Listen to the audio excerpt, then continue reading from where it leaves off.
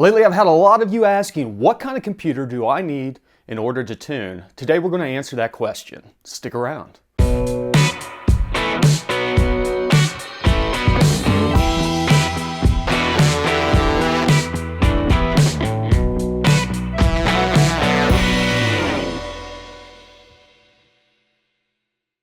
What is going on, everybody? Welcome back to the garage, and as always, thank you to the new subscribers, all the people dropping those likes and leaving the comments, and even you people that are taking the time to answer the comments. I want to give you a big shout out because I noticed the other day somebody had asked a question, somebody jumped on before even I could and gave an answer. That's awesome. And then for everybody that's been participating on the live show, Thursday nights, 8 Eastern, thank you. As always, we've got a nice close-knit family of people, and we had a lot of new faces last Thursday show up, so it was kind of cool. That all being said, if you have not subscribed already, click it down in the bottom corner here, ring that bell, that way you don't miss out on stuff. And as always, check the links down below. There's links to the tuning playlist where there's just tons of videos down there. Go to the website, and then honestly, go to the tuning101.com website, which takes you right to the Goat Rope Garage's YouTube homepage. You can see all the playlists. It's a great way to share the information, but you can check out everything else through goatropegarage.com. That's the Patreon, the merch, all that kind of fun stuff. That being said, today we are talking about what kind of computer you need in order to get tuning. And I get this question more often than you would think. And so I thought, well, let's throw a video together, but we're going to approach it a little bit different way. I went out on Amazon and bought the cheapest Windows tablet I could find. And the reason I got a tablet, it's a little bit more portable. You might be able to find a computer less than what this one is, but this is the RCO Cambio 2-in-1 notebook tablet. It was like $80. I'll post a link down below. The question is whether or not we can get or do any tuning on this thing, and I think that we can because I've gotten all the software loaded up. We're going to mess with HP tuners. We'll fire up the Terminator X software, see if we can do some tuning for the Holley stuff on it, and then we'll even look at the PCS software because I need to make a change to the transmission controller. That being said, let's go ahead and take a look at the device itself. It is basically a Microsoft Surface ripoff. This thing has almost no horsepower whatsoever. If you were to look at the box, it is an Intel Atom processor with 2 gigabytes of RAM. It does have 32 gigabytes of storage on it. It is expandable though. It has a SD card slot from the looks of it. Yep, micro SD card slot, so you can add some through an SD card slot. So that's actually a good thing because 32 gigabytes of RAM. I want to say by the time I've got HP tuners loaded up, the Holley software and the PCS software, I've only got 15 gigs of space left, nothing else on there. That's with the latest updates. I've gone ahead and updated all that. Some of the other key features on it, it's got cameras, who cares? It says it has up to 6 hours of battery life. I did kind of a stress test where I maxed out the brightness, left everything on. I got probably about 4 hours out of it. So that is more than acceptable for an $80 tablet as far as I'm concerned. The big thing being, though, whenever you get into this, you need Windows. All the software runs on Windows, so you need something that'll run Windows. This tablet being probably about as powerful as a iPhone 7 gives you an idea that it doesn't have to be powerful. I personally tune on a couple different laptops. I've got a high-end XPS 13 laptop that's very powerful, and then I have a Microsoft Surface Pro that is the original Surface Pro. It's more powerful than this one, and it's coming up on 7 or 8 years old now. So, in fact, I've got an old Dell from 2001, maybe 2002 floating around here somewhere. If for some reason I can get that thing hooked up and get software running on it, it's got an old version of XP, we could try that out, but it's been giving me fits. I've tried that in the past. Now, let's talk about some of the highlights of this particular unit.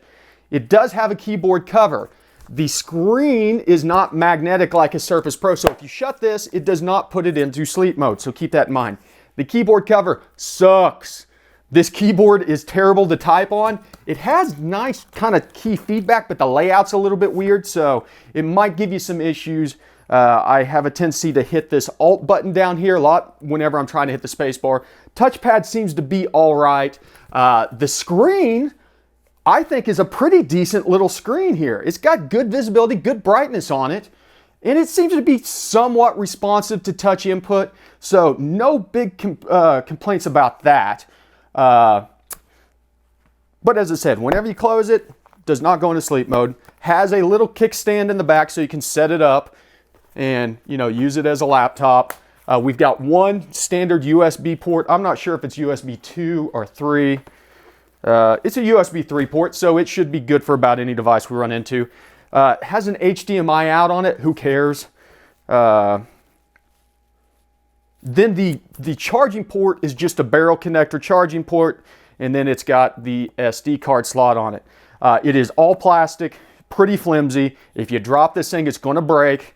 But that being said, for 80 bucks, it's not bad. So let's jump into Project Country Club. I've got a tune for HP tuners to load up into it. Then, as I said, we've got some stuff to do with the Holley. I'm going to try and screen record on this. I'm not sure that this thing's going to have the power to do screen recording while we do the rest of this. So we may just have to work through that.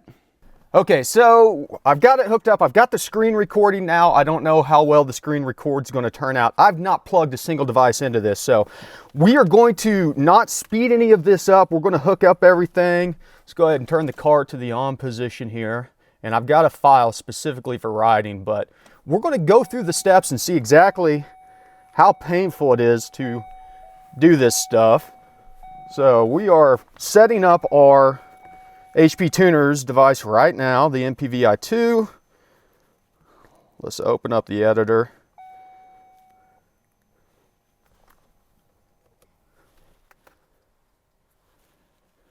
And you are going to get an idea of just how long it takes to launch things like this, how long it takes to write a file, as I said, in real time. So this may not be the most riveting. As you can see, it takes a little while. Normally it doesn't quite take this long to launch the editor. We might get there someday.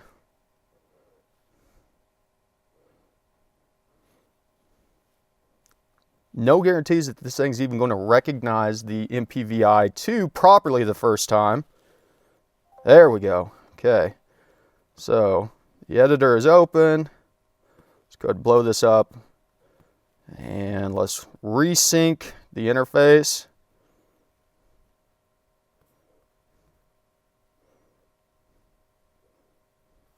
This stupid dictation window keeps on popping up. Okay, so we were able to resync. We're going to open up the file. Got it saved here to the desktop.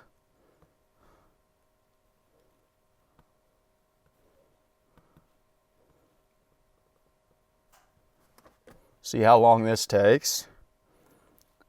We're going to push this in. Everything looks good so far. The right action will be the one that determines whether or not this thing can really be used to tune. If the editor works, I don't have a lot of concerns about the scanner, though we can fire it up and start pulling in some parameters. There's going to be limited parameters because this ECM is just a piggyback style ECM right now. We're using the Holley as the primary ECM, but as you can see, this is taking quite a bit of time just to open the tune file. Now I've already made changes to this so we can go straight in. Write this to the vehicle. Stop asking to use dictation. If you know how to get rid of that, post down in the comments. I've looked everywhere. Okay, here goes nothing.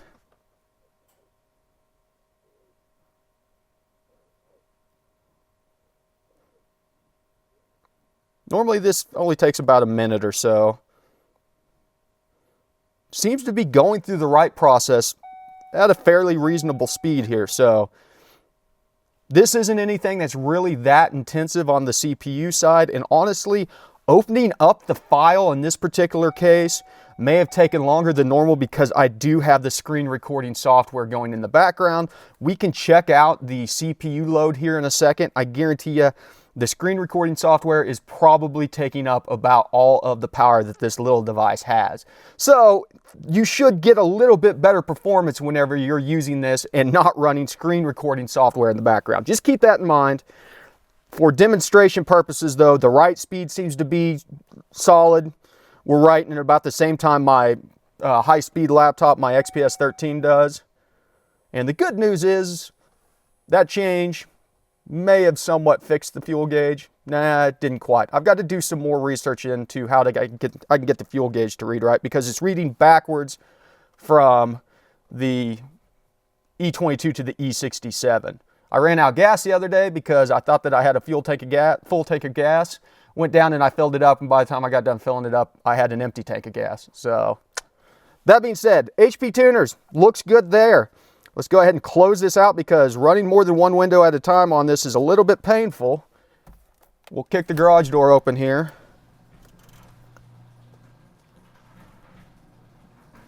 Let's go ahead and start the car up.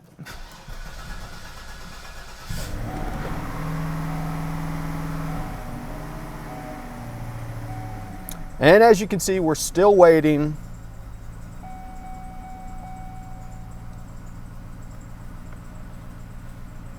There it is. Might be a little bit rich still on cranking enrichment. So let's see how long it takes us to connect up here.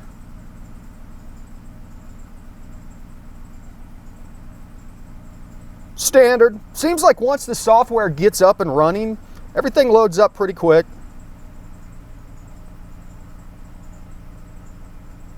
I say that. This part's taking a little bit longer than normal.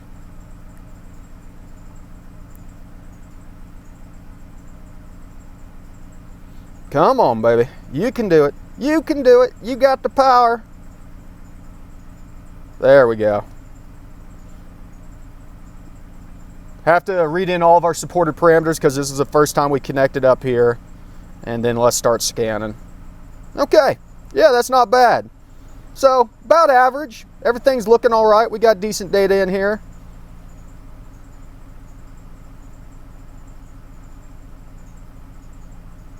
Okay, that being said, let's go ahead and disconnect, shut this down, and let's hook into the Holley unit.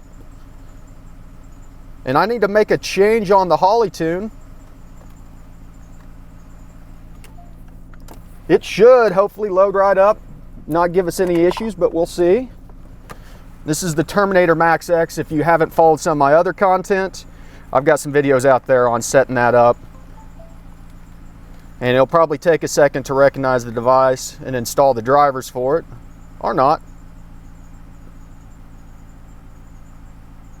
Okay, so the Holley stuff loads up real quick. Let's see if we can download from the ECU.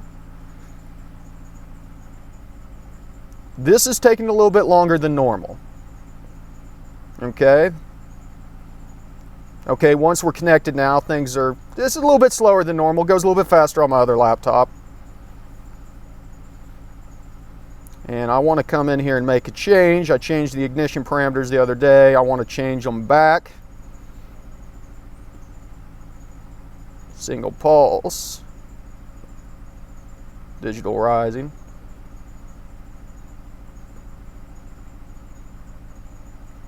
Then we're going to send this change to the ECU. Okay. So the Holley worked perfectly fine. Data seems to come in. The software loads faster. You know, I was thinking about giving this thing away, but now I may want to keep it to do my Holley tuning. Last but not least, I wanted to connect up to the TCU transmission control unit on here and make one change to it. And if that works, let me dig out all my cables. I got enough USB cables in here. What I need to do is get a hub and run them all underneath the center console to the hub. But let's launch the TCU software. Oh, I need to lower my prime time. I set that thing for like 20 seconds. That's a little bit overkill. That's probably why I'm getting some fuel. Okay, so we're online right away on the TCU. We can retrieve the calibration in here. It's doing that in plenty of time. All that looks good.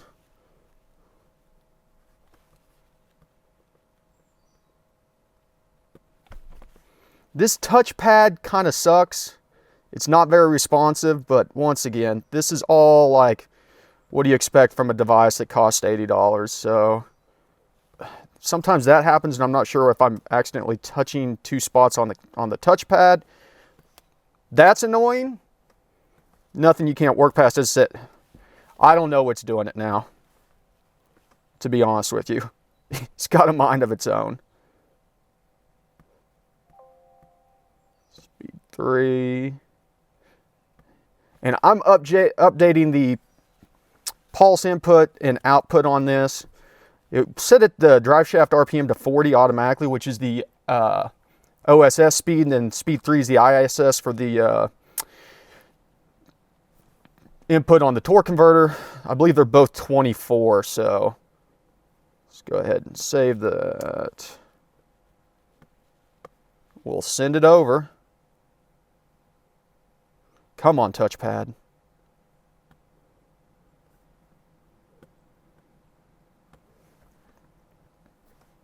Everything looks good. So I tell you what, I'm going to finish writing this in, and then let's do a wrap up real quick and talk about this $80 tablet and what we need to tune. Okay, what can I say? This thing did it. This $80 tablet did everything that I need to do to tune. It's not going to do much else. You can surf the web on it, things like that, but as I said, you got memory limitations. You can only have maybe 1 or 2 programs running at a time because it really bogged down, and that's most likely because of the recording software. That software is not that intensive. So once again, pros, it will detach into a tablet, which is nice. The magnets on the keyboard side kind of suck. It's hard to get them locked in there sometimes. But that being said, the touchscreen works. It looks good. For an $80 tablet, I will say the screen looks better than I would have expected it to. Holds decent battery life, and it did everything that I needed it to do. Did HP tuners, did the scanner, did Terminator X software, did the TCS software. Once you got the software up and running, everything loaded up. So that being said, let's wrap this up. What do you need in order to tune? Well, for HP tuners, you need Windows 7 or Windows 10. If your computer will run Windows 7 or Windows 10, it will probably run HP tuners. So if you're out there looking for an old laptop, make sure that it's at least good enough to run Windows 7. Preferably Windows 10 kind of sucks, but it's not that intensive. It's not that bad of an operating system. It just sucks to navigate. So about any device out there will work. Now, would I recommend this? Listen, if you are bare bottom trying to get into tuning and you don't want to spend any more money than you have to, this will get you by. I would probably spring with something that has a little bit more RAM, maybe 4, preferably 8 gigabytes of RAM, so you could have the editor and the scanner open and have seamless, quick switching between the two. Processor-wise, though, it's not going to really matter. Once the software is up and running and it's in memory, everything seems to work perfectly fine. I would like one that had more than one USB port on it, but as I said, that problem could be solved with a USB-powered port. Yeah, I mean, I can't say much bad about it other than it's $80, it's cheap, it's flimsy, things like that. But it will absolutely work. So that being said, I'm going to wipe this thing and I'm going to be giving it away on a future live show, the In Tune with Goat Rope Garage on Thursday nights, 8 Eastern. Probably won't be the upcoming one, but eventually this will be a raffle giveaway during the live stream. So if you're interested in winning this, check it out.